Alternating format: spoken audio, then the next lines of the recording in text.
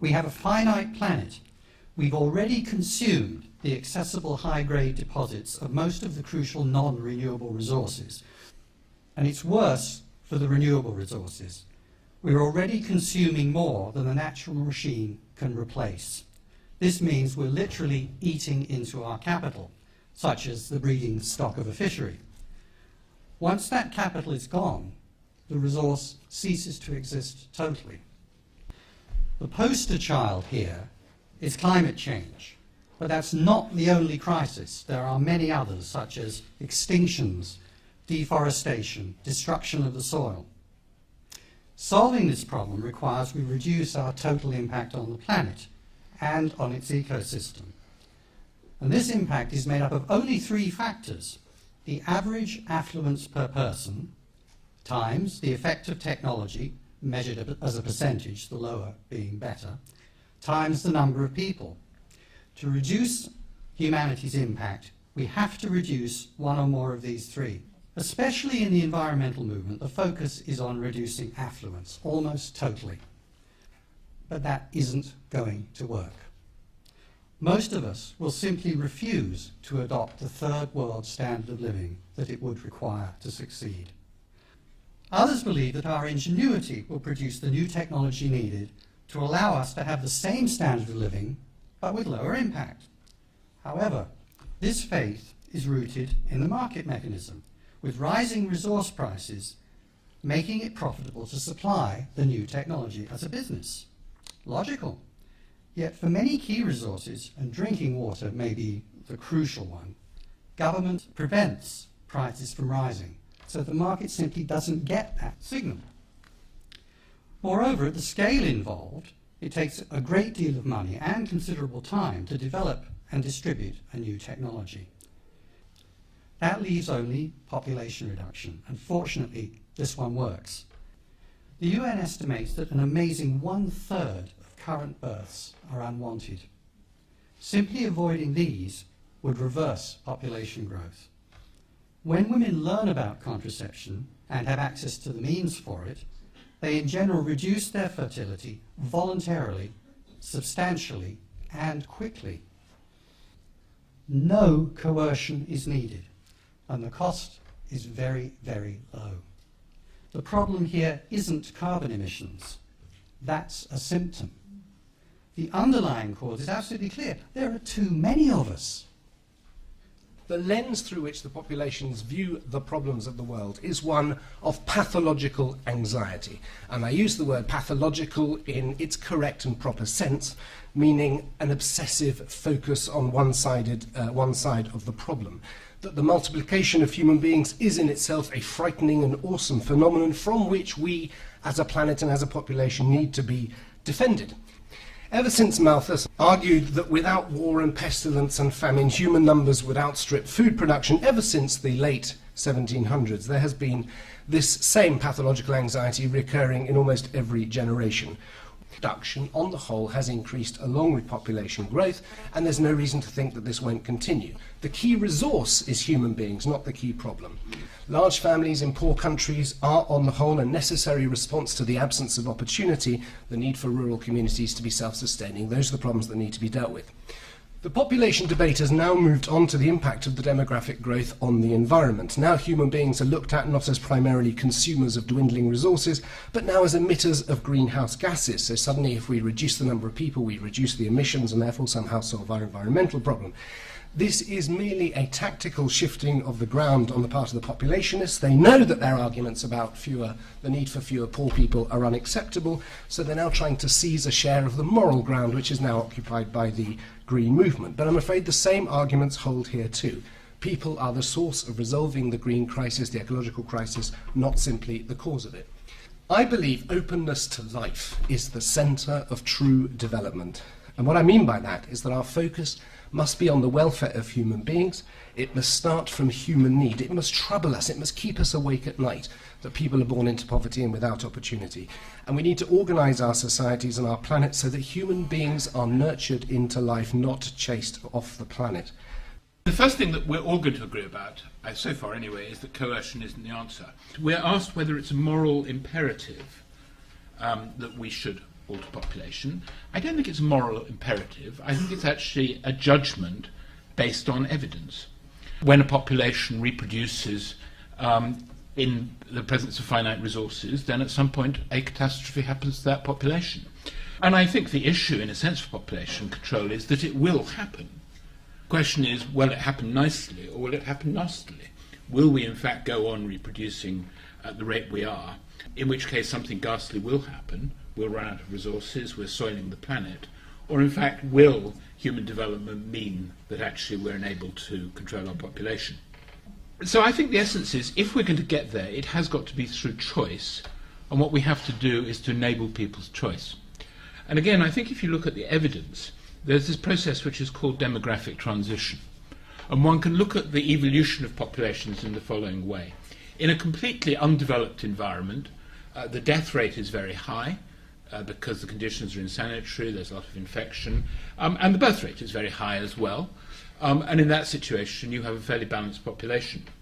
What's happening in the developing world, and what's happened in all societies at different stages of development, is that the death rate has gone down, the food supply has improved, sanitation has improved, basic health care has become available, and that's the situation in which you get very dramatic population growth.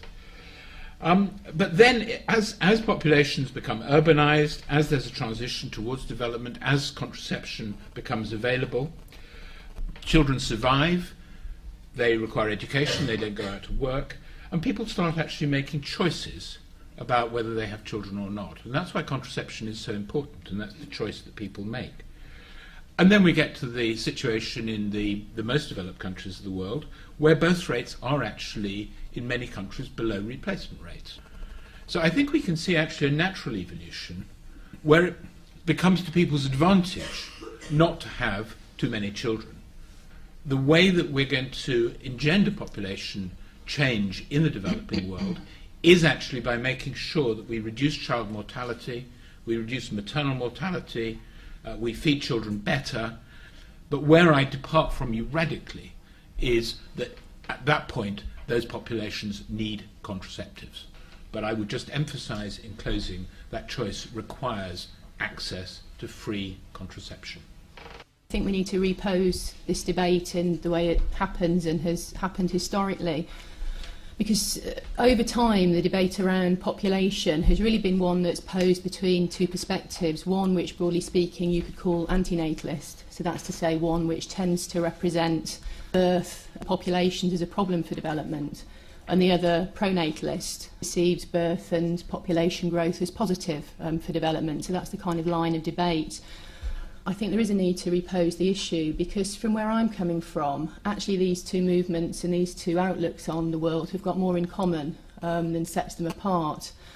Both movements, whether they're pro or antinatalist, perceive reproductive decisions and what happens in people's family life as an entirely appropriate area for intervention in the interests of a greater good. So both movements pose to us the idea that there's a societal problem, and the way that we should go about resolving this societal problem is to encourage people to have more children or less children. And I know this sort of panel's set up as if it's sort of arguably 2 against 2. I don't mind this, but I actually think it's 3 against 1, and I just want to make my position clear on that, because I'm opposed to everybody else. I very, very strongly oppose the idea that we should see reproductive life and family life as an area of society which we seek to manipulate and influence in the interests of the greater good.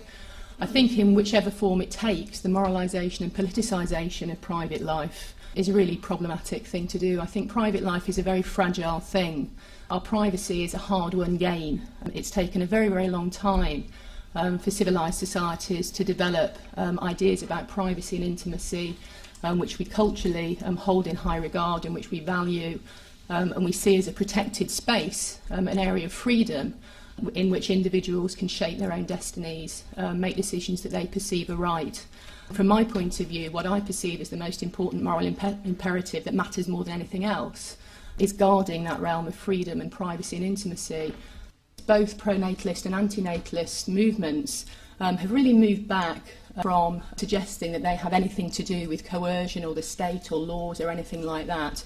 No, that's not us. We're not into the one-child policy. If you're antinatalist, we're not trying to ban abortion. If you're from the Catholic Church, all the time telling us what they're into is empowering women.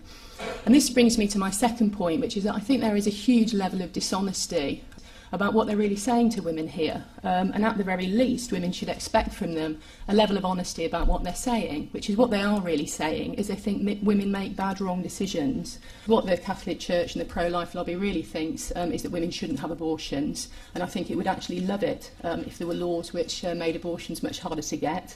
I very much doubt Adrian would be manning the barricades. The government did introduce a two-child policy. In opposition to that policy, I think he would probably applaud it. Women want to have sometimes 3 or 4 children because that's the way they perceive it to be best to pursue their family and develop their family. Even if those pregnancies are unplanned, then they come to private decisions with their partners and in the context of thinking about their family life as the way to resolve it. Just saying that, well, these women have got into this situation because they didn't have proper contraception, I just think isn't true. That's not why women have more than 2 children. So if you're really saying stop at 2, what you're really saying is that if you decide to have 3 children or 4 children, you are doing something which is morally wrong. And at least you should have the honesty to come out with that position and be clear about what you're really saying to women. The private decisions with respect to reproduction are causing a lot of impact on everybody else. And at that point is when we tend to get society saying, hey, we'd like to have a word about these private decisions, because they're not, in fact, private. But it seems to me the fundamental question behind the whole thing is, who is going to make decisions about family size? Are parents so ignorant that they just don't know how many children they ought to have, and they rely on us in the West to come in and help them with all this? Or are we going to say, let's leave it with the parents, or alternatively, are we going to leave it with committees of the great and the good in New York and Geneva to decide how many parents African and Indian, how many children African and Indian and Chinese couples should have? Dr. Lee, you made a big play about privacy and how reproductive choice should be in the private sphere of humanity. But I just think this is rather kind of flawed, because obviously, what about the social collective responsibility of humanity in general? I think you made quite a simple kind of statement about freedom. We all know that freedom comes with cautions and provisos, and there's not absolute freedom.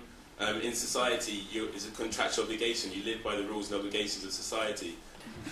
Instead of basically trying to decrease the population and saying that growing is a bad thing or a wrong thing, I think we should work together and try to develop a global community. And scientific inventions and technologies are developing all the time, and if we as a global community work together, we can make new inventions and make new scientific discoveries, and the world can become a better place, instead of just dwelling on this idea that, oh, the earth is dying and it's all lifeful and we're like parasites eating up on its resources. There's always apocalyptic ideas going around and spreading now. I think the environment just being one of them. We've got to change the factors that women take into account with respect to whether they're going to have more children. That's all. They will still make the decisions. I'm, as I've said, completely against coercion. Humans are just one of the species on the planet. If you look at other species, you see that from time to time they have population eruptions, they then run out of food, and you then get massive mortality. And the question is whether that's going to be what happens to humans or not.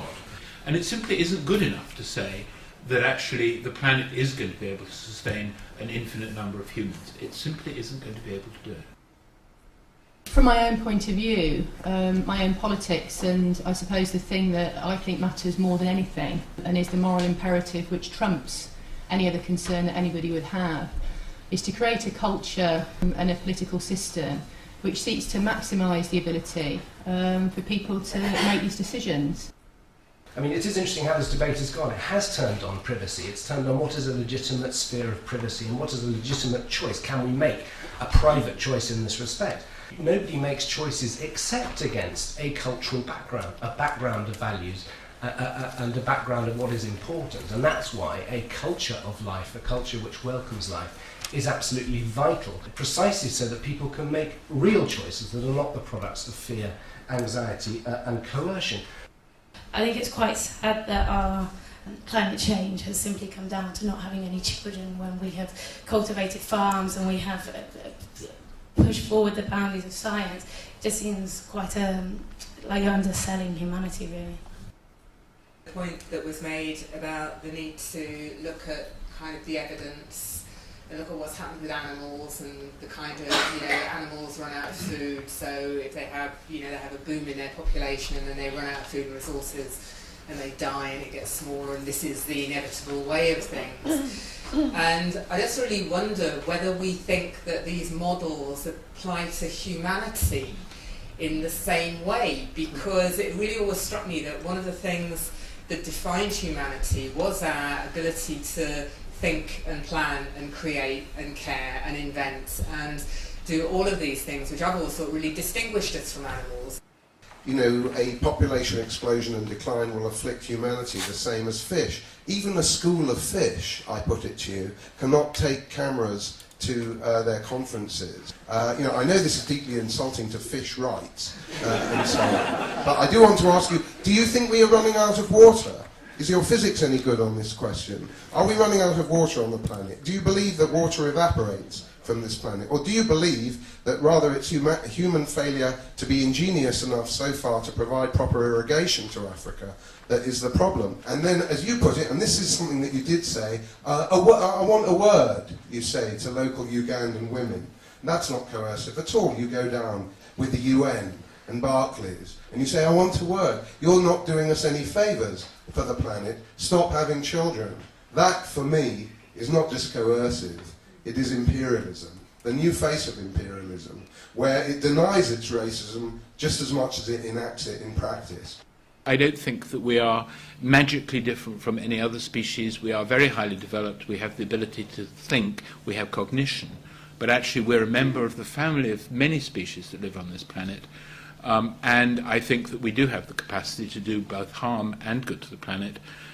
We cannot, I'm afraid, continue to expand our population forever. The answer is not coercion. It is actually development. It is actually putting people in the position to make choices. And we see that in the rich countries where they do that, then actually numbers start to come down.